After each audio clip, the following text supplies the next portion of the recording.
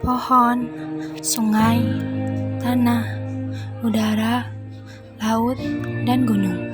Kemudian dengan keanekaragaman hayati dan hewani di bumi kita ini.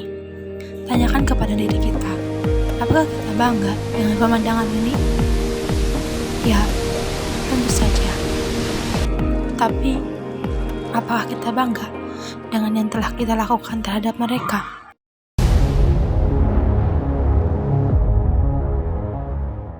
Dioksida di nitrogen dan metana meningkat hingga ke rekor tertinggi. Suhu udara pada saat itu mencapai 38 derajat Celcius.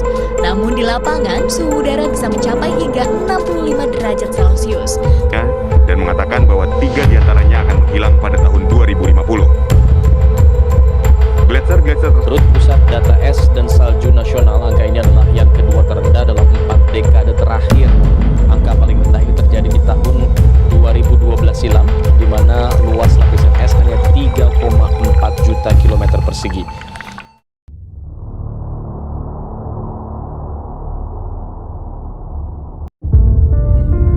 Bangunlah, lihat kembali dengan teliti keadaan bumi kita hari ini. Inikah pemandangan yang kita inginkan? Inikah yang disebut-sebut dengan surga dunia? Waktu demi waktu berlalu.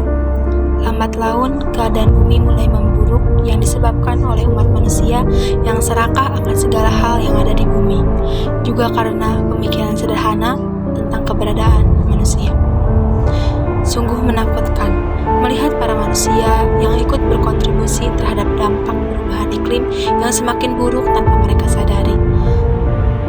Bumi tempat manusia tinggal kini tengah diambang kehancuran. Apa yang akan mereka lakukan terhadap tempat tinggalnya? Bukankah sekarang adalah waktu yang tepat untuk kita membuka mata dan menyadari betapa bengisnya tindakan kita terhadap bumi tempat kita menjalani kehidupan ini? Bukankah sekarang waktunya kita untuk berpikir apakah tindakan kita selama ini dapat menghancurkan kehidupan di bumi?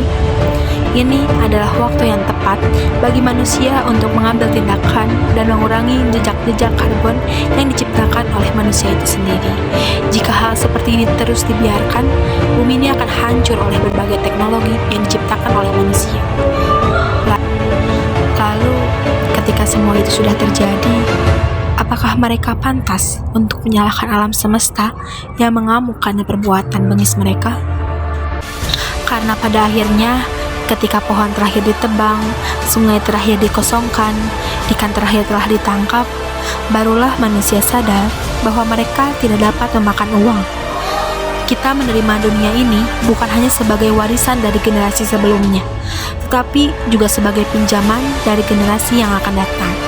Karena sejatinya, bumi ini tidak membutuhkan kita untuk hidup, tetapi kitalah yang membutuhkan bumi ini untuk menjalani kehidupan. Dan bumi adalah tempat yang baik dan layak untuk diperjuangkan.